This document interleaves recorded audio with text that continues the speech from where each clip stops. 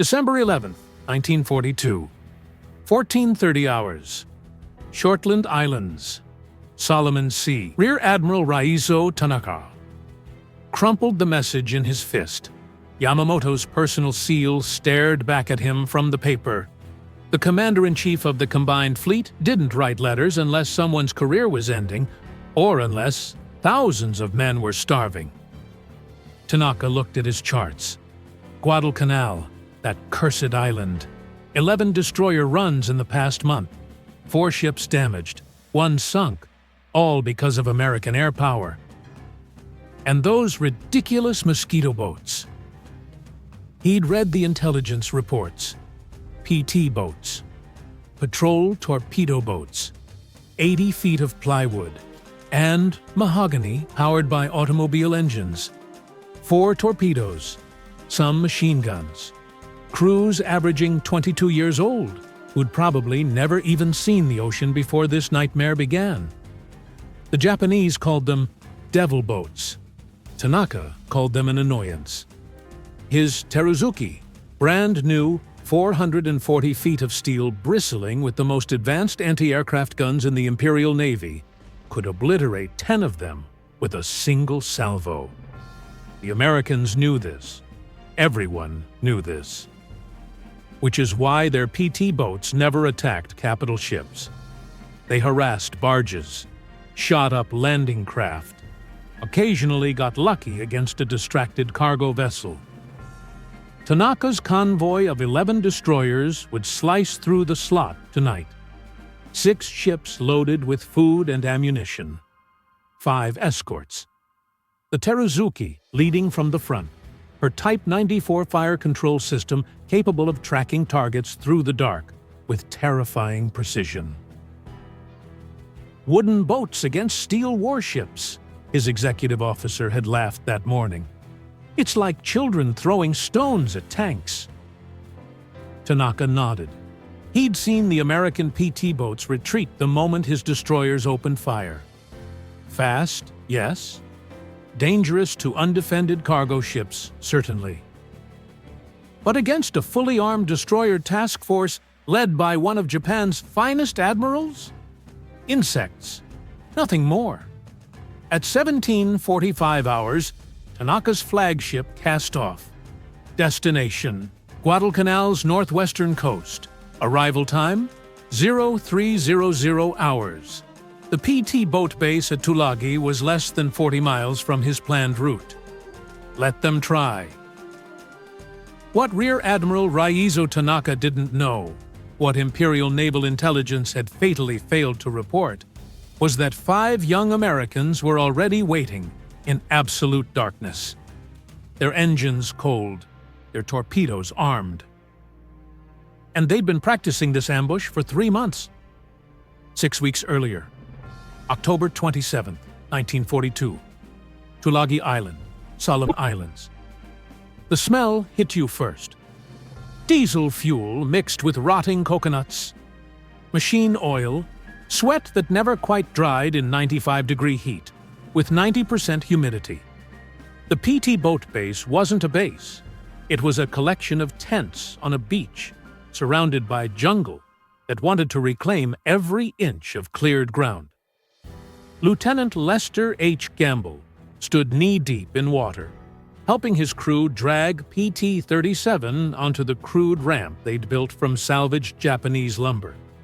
The boat's bottom looked like someone had attacked it with a sledgehammer. Coral Reef, Gamble muttered to the arriving squadron commander. 3rd boat this month. He was 24 years old, from Nebraska, had never seen the ocean until 1941. Now he commanded a weapon that cost the Navy $500,000, more than 3 times the price of a B-17 bomber, and was held together with marine plywood and waterproof glue. 80 feet long, 20-foot beam. Fully loaded, PT-37 weighed 56 tons, most of it gasoline. 3 Packard V12 engines generating 4,500 horsepower total could push her to 43 knots in calm water. In these seas, 40 on a good night. Her armament told you everything about her mission. 4 Mark 8 torpedoes, 21 inches in diameter, 3,000 pounds each, including the warhead. 2 twin .50 caliber machine gun mounts, 120 mm Oerlikon cannon, and depth charges that nobody ever used because getting close enough to a submarine to drop them meant you were already gone. The boat carried 3,000 gallons of 100-octane aviation gasoline, 1 tracer round in the wrong place, and PT-37 would turn into a floating Molotov cocktail. Lieutenant Stilly Taylor, commander of PT-40, joined them on the beach. He'd been at Tulagi since September, lost 2 boats already, knew every reef, every current, every shadow that the moon created. "They're running another convoy," Taylor said, showing Gamble the intelligence brief. 11 destroyers, maybe more, coming down the slot tomorrow night. The Tokyo Express. 3rd run this week. That's what the Japanese supply missions had become. Express runs down New Georgia Sound past Savo Island, drop supplies at Guadalcanal, race back before dawn, brought American aircraft. The IJN ran them like clockwork. And they were winning. American forces on Guadalcanal were holding Henderson Field by their fingernails. Every night, Japanese destroyers delivered food, ammunition, reinforcements. Every night, American PT boats tried to stop them. Every night, the destroyers' 5-inch guns turned the Sound into a shooting gallery. "Division wants us to intercept," Taylor continued. "Said they're sending 5 boats." Gamble looked at PT-37's damaged hull. "We gonna be ready?" "Better be. This one's coming in heavy. Intel says it's Tanaka himself." The name landed like a depth charge. Tanaka, the admiral who'd humiliated the U.S. Navy at Tassafaronga 2 weeks ago. His destroyers had sunk 1 heavy cruiser and damaged 3 more without losing a single ship. Tanaka's night fighting doctrine was the stuff of nightmares. "Wooden boats against Tanaka's destroyers," someone behind them said. "Outstanding!" Lieutenant Frank Freeland, commander of PT-44, emerged from the jungle tree line. His boat was anchored offshore, engines already running. Freeland was from California, 23 years old, had already survived 4 direct engagements with Japanese destroyers. The odds said his luck was running out. But here's what the Japanese intelligence reports never captured. These men weren't scared. They were angry. Every morning at Henderson Field, Marine pilots flew missions in aircraft held together with spare parts and prayers. Every morning, they watched Japanese ships offshore that had delivered fresh troops overnight. Every morning, the PT boat crews heard the same order: stop them. They'd tried. God knows they'd tried. September the 28th, 5 PT boats attacked a Tokyo Express run, fired 16 torpedoes, hit nothing. 1 boat lost when a destroyer's searchlight caught them, and accurate gunnery followed 2 seconds later.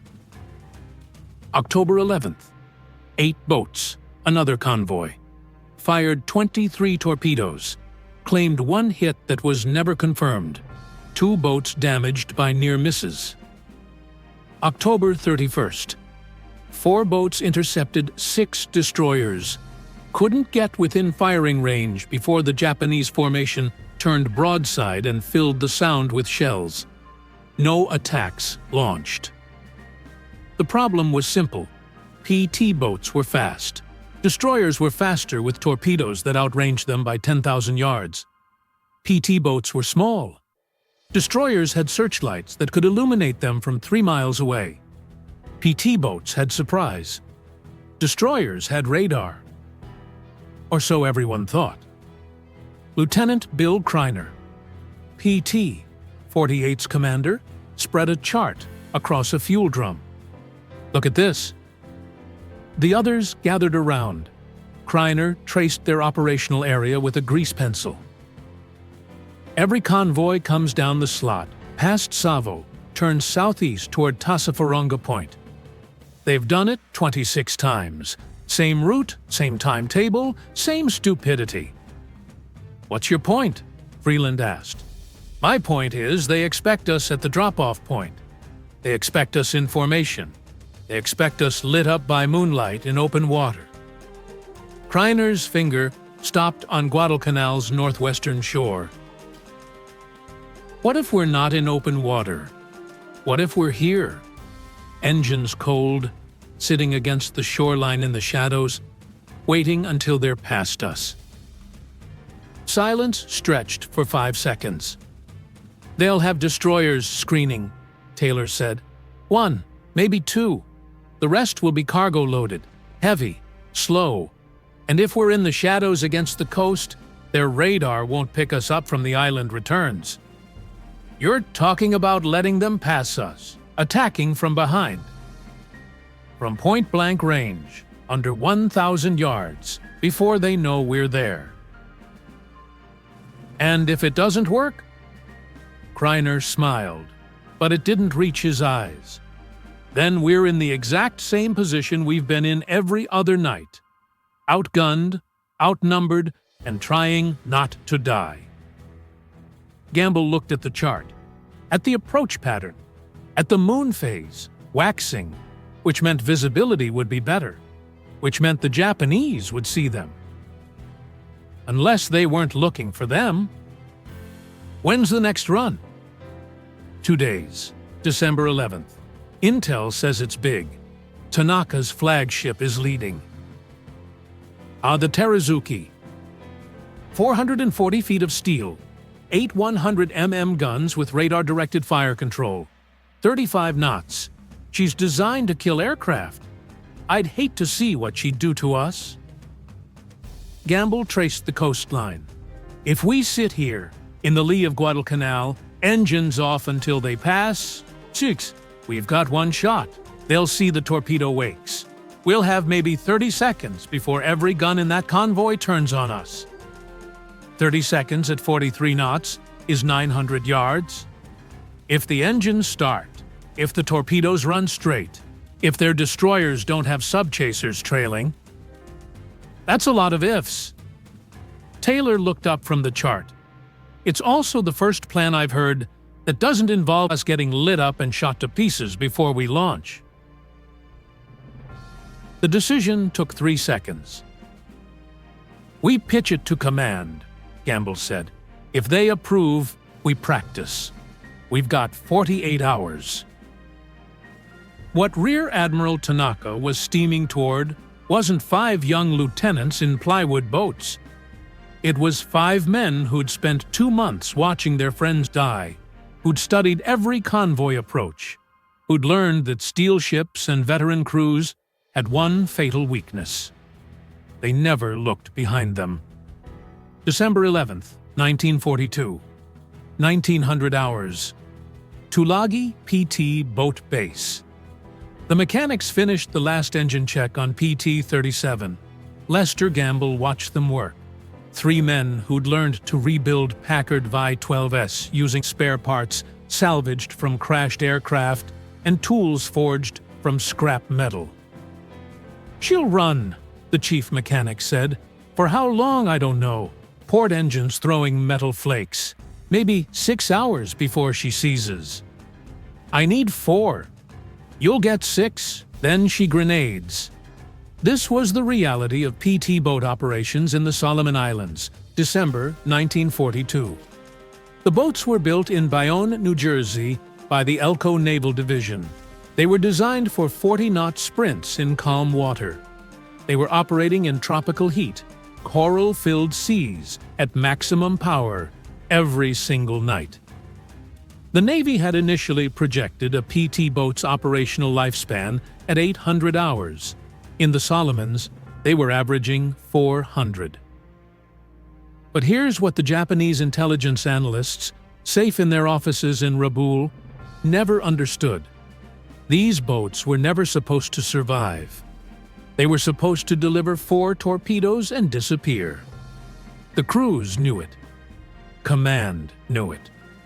The only question was whether you'd get your shot off before a destroyer's guns found you. 69 PT boats would be lost in World War II, 63 in the Pacific. By December 1942, they'd already lost 11. Gamble climbed aboard PT-37. His crew was loading their 4 Mark 8 torpedoes. Each weapon cost $10,000 and had a 50% failure rate. Half the time, the depth-keeping mechanism failed and the torpedo ran under the target. Quarter of the time, the firing mechanism failed and nothing happened. And sometimes, maybe one launch in 20, the Mark 8 did exactly what it was designed to do. Carry 466 pounds of Torpex explosive into a ship's hull at 34 knots, detonate on contact, and blow a hole the size of a garage door in steel plating. "Torpedoes loaded," his crew chief reported. "Check the primers twice. Set depth at 10 feet. Fuel, 2,850 gallons. We're overloaded." "I need the range."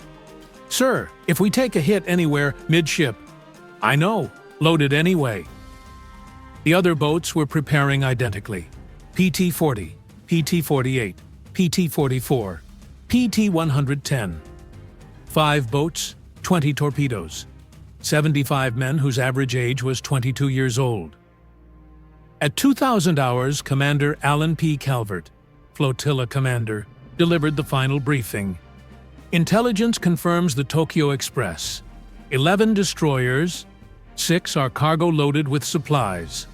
5 are combat escorts. Lead vessel is the Teruzuki, Tanaka's flagship. Someone whistled. Calvert didn't smile. The Teruzuki is 134 meters long, displaces 2,700 tons. She's got 8 100 mm guns and 4 twin turrets with the Type 94 director system. She can track multiple targets simultaneously and engage from 15,000 yards. She was at the naval battle of Guadalcanal 2 weeks ago. She crippled the Sterret, helped sink the Laffey and Monson, and put 4 torpedoes into the South Dakota. "Outstanding," someone muttered. "Your mission is simple. Stop this convoy. We know they're coming down the slot. We know their route. We know their timing. What they don't know is you'll be waiting." Calvert pointed to the chart. "Standard doctrine says you should intercept here, in open water where you have maneuver room. Tonight, you're ignoring standard doctrine. Gamble's group, PT-37, PT-40, and PT-48. You'll position off Guadalcanal's northwest coast. Kill your engines. Drift against the shoreline. Let them pass you. Then hit them from behind before they can react. And if they have destroyers screening their rear, they won't. IJN doctrine puts escorts forward and flanking. They've never been attacked from behind because no one's stupid enough to let a destroyer convoy pass them. There's a reason for that, sir. Yes, because everyone who tried it in open water got killed. You won't be in open water. You'll be in the shadow of the island with the coastline at your back. Their radar can't separate you from the land returns. Their lookouts will be scanning forward. You will have complete surprise. Until we launch.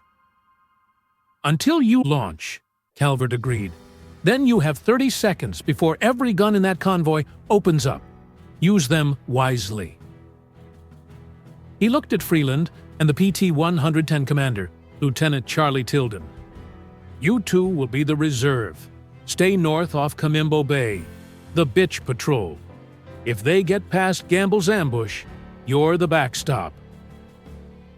What are the rules of engagement? Anything that floats, anything that moves. If it's got a rising sun on it, put a torpedo in it. Calvert checked his watch. 20-30 hours. Launch in 30 minutes. Operational comms only. The Japanese monitor our frequencies. If you're hit, swim for Guadalcanal, not Tulagi. Marines will pick you up. Questions? Gamble raised his hand. What happens if this works? If this works? Calvert smiled for the first time. If this works, gentlemen, you'll be the first PT boats in this theater to sink a major Japanese warship. Which means tomorrow morning, every admiral in the Pacific Fleet is going to ask why we've been sending you out to get shot at instead of doing what you're about to do. And if it doesn't work, then we'll try something else tomorrow night. Dismissed. At 2100 hours, 5 PT boats slipped away from Tulagi. Their engines rumbled at low throttle, each Packard V12 gulping gasoline at a rate that made supply officers weep. At full power, a PT boat consumed fuel at 166 gallons per hour. That meant 498 gallons per hour per boat. Nearly 2,500 gallons burned for every hour all 5 boats ran at combat speed. They couldn't afford it. They couldn't afford not to. The formation spread out as they crossed Iron Bottom Sound. PT-37 in the lead. PT-40 and PT-48 trailing at 500-yard intervals. Behind them, PT-44 and PT-110 split north toward Kamimbo Bay, where the rough water, chopped from the converging currents around Savo Island, made station-keeping a nightmare. "The bitch patrol," Freeland said to his crew. "Perfect." The air tasted of salt and diesel. The water was 82 degrees, bathwater warm, and glowed with phosphorescence every time the boat's wakes churned the microscopic organisms that lit up under agitation. It was beautiful. It was also a tactical nightmare. At high speed, PT boats left glowing trails visible for miles, which is why they ran slow. By 2200 hours, Gamble's group reached their position. 1 mile off Guadalcanal's northwestern coast, tucked against the shoreline where the jungle dropped into the sea. The island's mass loomed behind them, dark, volcanic, invisible to radar. "Kill engines," Gamble ordered. The Packards coughed and died. Silence rushed in. The only sounds were waves against PT-37's hull and, somewhere in the jungle, the screech of something that might have been a bird. PT-40 and PT-48 drifted to their positions. 3 boats, now invisible against the coastline, floating in darkness, with 12,000 gallons of gasoline and 12 torpedoes between them. All they had to do was wait. What the Japanese couldn't have known, what no intelligence report captured, was that these men had been preparing for this exact moment for 3 months. Every failed attack had taught them where not to be. Every near miss had shown them when not to engage. And every night they'd survived had proven one thing. Speed and surprise beat steel and experience, but only if you got your shot off first. "Gamble to all boats," the radio whispered. "Weapons tight. Engines cold. Nobody lights a cigarette. Nobody talks. Nobody moves until they pass us." Copy. How long do we wait? Gamble checked his watch. 22:45 hours. Intel said the convoy would arrive around 0100. 3 hours, maybe 4. I have to piss. Over the side, quiet. Someone laughed, then stopped abruptly. Because at that moment, 22:47 hours, December 11th, 1942, they heard it. Engines. Distant. Growing louder. The Tokyo Express was early. December 12th, 1942. 0115 hours. Guadalcanal's northwestern coast. Lester Gamble pressed binoculars against his face, hard enough to leave marks. The sound of engines had grown from a murmur to a roar over the past 90 minutes. Now, in the darkness punctured only by a waxing moon that painted silver brushstrokes across the waves, he could see them. Shadows, moving southeast, ship after ship in precise formation. "Count," he whispered. His executive officer raised his own binoculars. 1, 2, 3, Jesus, 8, 9, maybe more behind them. "Which one's the Teruzuki? How the hell should I know? They're all big." Gamble's hands were shaking. Not from fear, though fear was there, coiled in his stomach like a living thing. From adrenaline. From the knowledge that, in the next 5 minutes, 75 American sailors were either going to pull off the most audacious torpedo attack in the Pacific War, or they were going to die in fire and fragments. The Japanese formation steamed past them, 2,000 yards offshore, then 1,500. The convoy was moving at 25 knots, fast enough to make waves, slow enough that the cargo-loaded destroyers weren't straining. Then Gamble saw it. One ship, separated from the main formation, closer to shore, closer to them. "PT-40, PT-48, do you see the outlier?" "Affirmative." Stilly Taylor's voice crackled through the radio. "Southeast of the main column, maybe 1,000 yards from our position." "That's our target." "How do you know it's the Teruzuki?" "I don't, but it's alone. It's close, and if we wait any longer, we're going to lose them." Gamble's hand found the engine starter. 3 Packard V-12S, 4,500 horsepower, cold metal that needed to fire simultaneously, or PT-37 would slew sideways and ruin their approach. "All boats, this is PT-37. On my mark, engines up, weapons free. We're hitting the near target, then braking for the coast. 30 seconds from launch to clear. Acknowledge." PT-40, acknowledged. PT-48, acknowledged. Gamble looked at his crew. Every face was locked forward. Nobody spoke. Nobody needed to. 3, 2, 1, mark. He twisted the starter. All 3 engines caught. The sound was obscene. A mechanical howl that shattered the night like a hammer through glass. PT-37 leaped forward, accelerating from 0 to 30 knots in 11 seconds. Around him, PT-40 and PT-48 roared to life. They charged. The distance collapsed. 1,000 yards. 800. The Japanese ship materialized from shadow into substance. A destroyer, long and predatory, her guns trained forward because why would anything be attacking from behind? 600 yards! Target lock! Gamble's torpedo officer lined up the shot. The Mark 8 torpedoes sat in their tubes, primers armed, gyros spinning. Each fish was 21 inches wide, weighed 3,000 pounds, and traveled at 34 knots, with 466 pounds of Torpex explosive. 400 yards. Fire 1! Fire 2! The compressed air system roared. 2 torpedoes dropped into the water, their motors ignited, and they disappeared into the darkness ahead of PT-37. Fire 3! Fire 4! All 4 torpedoes away. Gamble hauled the wheel hard to port, engines screaming at full power, 43 knots, nearly 50 miles per hour across water that tried to tear PT-37's plywood hull apart.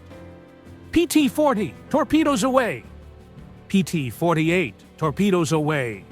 12 torpedoes in the water, spread across 200 yards, converging on the Japanese destroyer from point-blank range. The Japanese ship finally reacted. Searchlights blazed to life, sweeping the water. For 5 seconds they found nothing. The PT boats were already past them, racing for Guadalcanal's coastline. Then the torpedoes arrived. The first explosion was white light and thunder.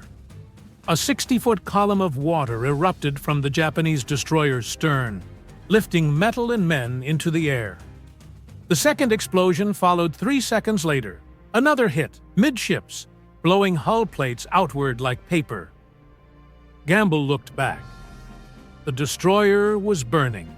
Flames climbed her aft superstructure, fed by fuel oil that spread across the water in burning slicks.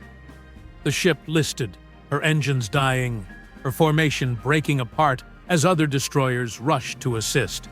PT-37 to all boats. Target hit. We're clear. PT-40 clear. PT-48 clear. Contact. Contact aft. Gamble's blood froze.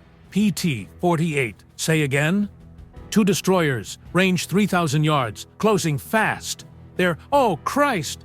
The radio dissolved into static and the distant crackle of gunfire. 3 miles away, Bill Kreiner aboard PT-48 saw his death approaching. 2 Japanese destroyers, the Kawakaze and Suzukaze, had detected the PT boat attack and were charging after the American boats at 35 knots. Their 5-inch guns opened up, and the sea around PT-48 turned into a forest of water geysers. Kreiner twisted the wheel. PT-48 slewed sideways, engines howling.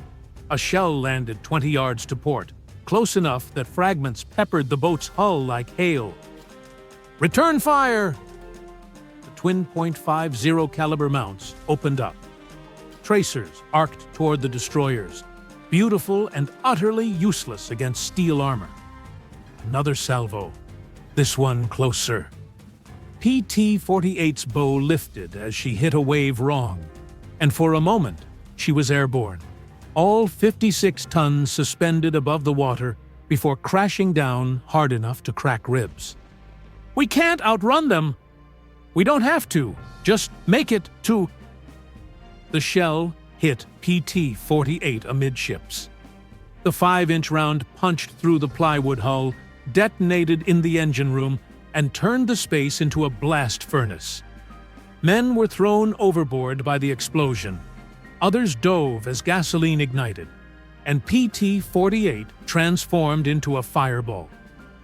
Kreiner went over the side. He surfaced, gasping, just in time to see PT-48, his boat, his crew, his responsibility, disintegrate under another direct hit. 2 men surfaced near him. That was all. Of PT-48's 15-man crew, only 3 would survive. The Japanese destroyers roared past, searchlights sweeping the debris field, looking for more targets. Meanwhile, 6 miles north, Frank Freeland aboard PT-44 heard the radio chatter and made his decision. PT-110, we're going in. The hell we are! Our orders were to stop the convoy. They're stopping it. We're supporting. PT-44 opened her throttles and charged south. Charlie Tilden in PT-110 followed, both boats hammering through the rough water off Kamimbo Bay at 40 knots. They arrived at the burning Teruzuki because that's what the lone destroyer had been, Rear Admiral Raizo Tanaka's flagship, at 0135 hours. The scene was chaos. The Teruzuki was down by the stern, fires consuming her aft section. 3 other Japanese destroyers had pulled alongside to rescue survivors. One of them, the Arashi, was so close to the burning ship that her crew was visible in the firelight. That's our target, Freeland said. He lined up PT-44 for an attack run. The distance was closing, 2,000 yards, 1,500, when his executive officer, Chuck Melhorn, grabbed his shoulder. Frank, look behind us. Freeland turned. 2 more destroyers had appeared, not approaching the Teruzuki, approaching them. And between PT-44 and safety, the coastline of Guadalcanal was Savo Island. They were cut off. We're illuminated, Melhorn said. The burning Teruzuki had turned the entire area into daylight. PT-44 was silhouetted perfectly against the flames. I see it. We should break off. We're not leaving without a shot. Freeland turned PT-44 toward the two advancing destroyers. The Kawakaze and Suzukaze, the same ships that had just obliterated PT-48, opened fire at 3,000 yards. The first salvo landed short. The second bracketed PT-44 perfectly. Shells to port, shells to starboard, each one throwing up a wall of water that drenched the crew. Freeland laid smoke. PT-44's smoke generator pumped out a chemical fog that rolled across the water, obscuring them for precious seconds. They fled toward Savo Island, toward its dark shoreline where maybe, just maybe, they could lose the destroyers. The third salvo found them. A 5-inch shell punched through PT-44's engine room. The explosion killed 2 men instantly and set off the gasoline. Fire erupted from below decks. Another shell hit forward, tearing away the bow section. Abandon ship! Men went over the side. Freeland tried to follow, but the boat was sinking too fast. PT-44 buckled amidships, her back broken, and began to slip under. Chuck Melhorn surfaced, gasping, and looked for his commander. Frank Freeland never came up. PT-110, 200 yards away, saw PT-44 go down, saw the Japanese destroyers circling like sharks, made the impossible decision to run rather than die trying to rescue survivors. Only 2 of PT-44's 15-man crew survived. But back at the Teruzuki, something else was happening. The fires had reached her aft powder magazines. At 0220 hours, the magazines detonated. The explosion ripped the destroyer's stern off and sent the entire ship tilting vertical before she slid beneath the waves at 0440 hours. Rear Admiral Raizo Tanaka, unconscious from the initial torpedo hit, evacuated to the Naganami, watched his flagship sink from the deck of the rescue ship. His career as a combat commander ended in that moment. He'd been attacked by plywood boats, wooden boats with teenage crews and automobile engines, and they'd killed his flagship. By dawn, the Tokyo Express had turned back. The surviving destroyers fled north, carrying their admiral, but not their supplies. The thousands of Japanese soldiers on Guadalcanal would get no food that night, no ammunition, no reinforcements. 5 American PT boats had stopped them, at the cost of 2 boats and 26 men. December 12, 1942, 0800 hours, Tulagi PT Boat Base. Lester Gamble stood on the beach, watching the mechanics pull PT-37 from the water. Her port side looked like someone had attacked it with an axe. Fragments from near-missed shells had peppered the plywood hull with holes the size of fists. "She's repairable," the chief mechanic said. "Maybe 3 days." Gamble nodded. He wasn't listening. He was counting. PT-37 returned. 15 crew, all alive. PT-40 returned. 15 crew, all alive. PT-48 lost. 15 crew. 3 survivors. PT-44 lost. 15 crew. 2 survivors. PT-110 returned. 15 crew, all alive. 50 men had gone out. 45 had returned. 5 had survived sinkings. And they'd sunk the Teruzuki. Commander Calvert arrived carrying a message flimsy. Intel confirms the sinking. Teruzuki went down at 0440 with 156 casualties. Another 196 rescued. Tanaka was evacuated unconscious. What about the convoy? Turned back. Supplies never delivered. IJN Intelligence is calling it a catastrophic failure, due to unanticipated PT boat tactics. Stilly Taylor, exhausted, his face still smeared with salt spray and oil, looked up. "They didn't expect us to attack from behind?" "No. Their doctrine assumes PT boats engage from forward or flanking positions, letting the convoy pass and attacking from the rear. They had no defense protocol for it." "Because it's insane," Gamble said quietly. "We got lucky." "You got creative. There's a difference." Taylor shook his head. "We lost 2 boats. Bill Kreiner, Frank Freeland, 13 men who aren't coming back." "No," Calvert agreed. "They're not. But because of what you did last night, we're changing doctrine fleet-wide. Every PT boat squadron is getting the new tactics manual. Every base commander is being told to study what you pulled off.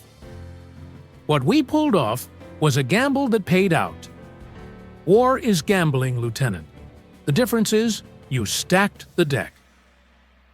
But here's what the official after-action reports, typed on rice paper by Navy clerks who'd never heard of 5-inch gunfire, never captured. The Japanese response. December 15, 1942, Rabaul, Imperial Japanese Navy, Southeast Area Fleet Headquarters. Captain Toshikazu Omai, Staff Operations Officer, read the Teruzuki loss report for the 3rd time. Then he read the intelligence assessment. Then he threw both documents across his desk. "Mosquito boats," he said. "Wooden boats with torpedoes sank the Teruzuki." His intelligence officer nodded miserably. "The Americans ambushed us from the coastline. Our radar couldn't detect them against the island returns. Our lookouts never saw them until after they'd launched." "And Tanaka?" "Reassigned, Burma. He'll command shore facilities for the rest of the war. The best night-fighting admiral in the Imperial Navy, removed from command because he'd been ambushed by 5 PT boats." The intelligence officer continued, "Our analysis indicates the Americans have developed new tactics. They're using their small craft offensively rather than defensively. They're exploiting our radar limitations and our operational patterns." Recommendations? Increase destroyer screening. Add sub-chasers to our convoys. Alter our routes. Vary our timing. Never use the same approach twice. Which meant the Tokyo Express, the nighttime supply runs that had kept Japanese forces on Guadalcanal alive for 4 months, was finished. Not because of American destroyers, or aircraft carriers, or battleships. Because of wooden boats crewed by men who averaged 22 years old. The psychological impact rippled through the IJN. If PT boats could sink a flagship, what else could they do? Japanese destroyer commanders began requesting additional escorts. Convoy routes became circuitous and unpredictable. Supply runs slowed to a crawl. By January 1943, the Japanese began evacuating Guadalcanal. But the PT boat revolution was just beginning. January 15, 1943, Naval Headquarters, Pearl Harbor. Admiral William Halsey, Commander South Pacific Force, reviewed the Teruzuki action report. Then he picked up a telephone. "Get me every PT boat squadron commander in the Pacific. I want a conference. Tomorrow." The conference lasted 6 hours. By the end, Halsey had rewritten the entire PT boat doctrine. Old doctrine. PT boats patrol assigned sectors. Engage targets of opportunity. Avoid direct confrontation with warships larger than destroyers. New doctrine. PT boats are offensive weapons. They hunt convoys. They ambush supply runs. They operate from hidden positions and strike when the enemy doesn't expect them. By March 1943, the Navy had ordered an additional 200 PT boats. By June, they'd formed 12 new squadrons. By August, PT boat bases dotted the Pacific from the Aleutians to Australia. and everywhere they went, they carried the lesson learned by Lester Gamble, Stilly Taylor, and the men who didn't come back from December 11, 1942. Size doesn't matter. Steel doesn't matter. What matters is whether you get your shot off first. March 2nd, 1943. Blackett Strait. Lieutenant Commander John D. Bulkeley, Medal of Honor recipient, the man who'd evacuated MacArthur from the Philippines, stood on the deck of PT-59 and watched the moon rise over the Solomon Islands. "You think it'll work again?" his executive officer asked. "The ambush tactic? It worked at Guadalcanal." "That was 3 months ago. The Japanese have adapted. So have we." PT-59 was part of a new generation. Upgunned, better radar, more experienced crews. They'd learned from Gamble's attack, refined it, perfected it. That night, they sank a Japanese submarine. April 1st, 1943. New Georgia Sound. PT boat squadrons from Tulagi and Rendova coordinated the largest night action yet. 15 boats attacking a 10-ship convoy. They sank 3 destroyers and 4 cargo vessels. Lost 1 boat. The Tokyo Express was dead. July 6, 1943. Kula Gulf. 9 PT boats attacked a Japanese destroyer force. Fired 30 torpedoes, hit 5 times. Sank the destroyer Nizuki. August 2nd, 1943. Blackett Strait, 109, commanded by Lieutenant John F. Kennedy, was rammed and sunk by the Japanese destroyer Amagiri. Kennedy and his crew survived, swam to a nearby island, and were eventually rescued. The incident became famous. What most people don't know is that PT-109 was part of a 15-boat formation that had been hunting the Tokyo Express using the tactics developed by Lester Gamble 9 months earlier. By December 1943, 1 year after the Teruzuki sinking, PT boats in the Pacific Theater had sunk 38 Japanese warships, destroyed 150 cargo vessels and barges, damaged or sunk 12 submarines, evacuated 3,000 downed pilots and stranded personnel, conducted 5,000 patrol missions, lost 32 boats and 425 men. The Japanese called them devil boats and green dragons. They changed convoy routes to avoid PT boat bases. They added escorts specifically to counter PT boat attacks. They developed new radar systems to detect small wooden craft. None of it worked. Because here's the truth that Japanese naval intelligence never understood. You can't stop someone who's willing to trade a wooden boat for a steel ship. You can't outthink someone who's already accepted they might not survive the night. And you can't defeat an enemy who turns their weakness, speed, size, surprise, into their strength. The PT boats weren't better than destroyers. They weren't more powerful than cruisers. They weren't even particularly survivable. But they were there, every night, in every channel, at every convoy route, waiting in the shadows, ready to strike. May 8, 1945, Tarakan, Borneo. Lieutenant Commander Robert Leeson stood on the bridge of PT 489 and watched the last major PT boat action of World War II unfold.